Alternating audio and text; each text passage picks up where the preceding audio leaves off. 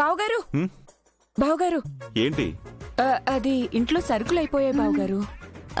బజార్కెళ్ళి తీసుకురావాలి. అయ్యో, దీనికి కూడా నా పర్మిషన్ కావాలా?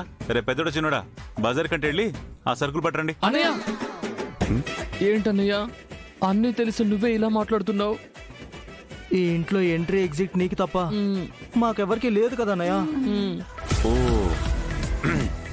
అవును కదా, సరే. అపి రే అపి, ఏంటయ్యా? ఇంట్లోకి సరుకులు కావాలంట, పద బజార్కి వెళ్ళొద్దాం. నన్ను తోడుగా రమ్మంటుండారయ్యా? కాదు, మోసుకు రావడానికి రమ్మంటున్నాను.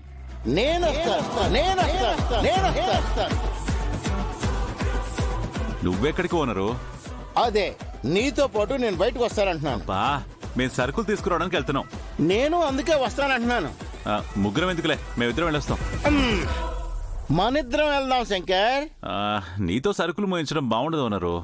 ఏం పర్వాలేదు, గాడిదిలాగా తన్నించుకుంటున్నాను. గాడి చాకరీ చేయలేనా? నేను బరువులు మోస్తాను.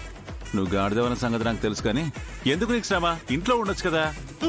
ఇంట్లో ఉండి ఏం చేయాలి శంకర్? రోజు ఇంట్లోనే కదా ఉంటున్నది. చాలా బోరు కొడుతుంది.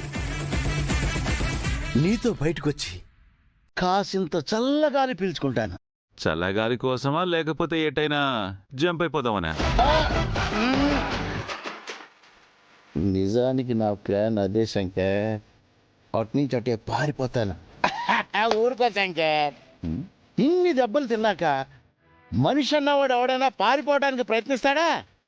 ఒకవేళ పారిపోదామని ట్రై చేసావనుకో, డెఫినెట్ గా దయ్యం చేతిలో దెబ్బలు తింటావు. దొరికితే కదా దెబ్బలు తినడానికి.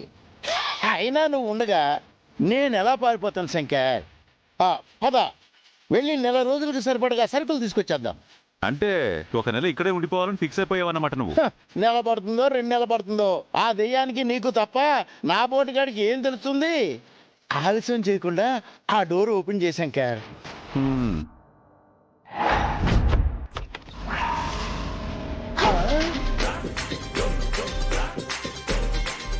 ఆ బ్యాగ్ ఇవ్వరా, పద.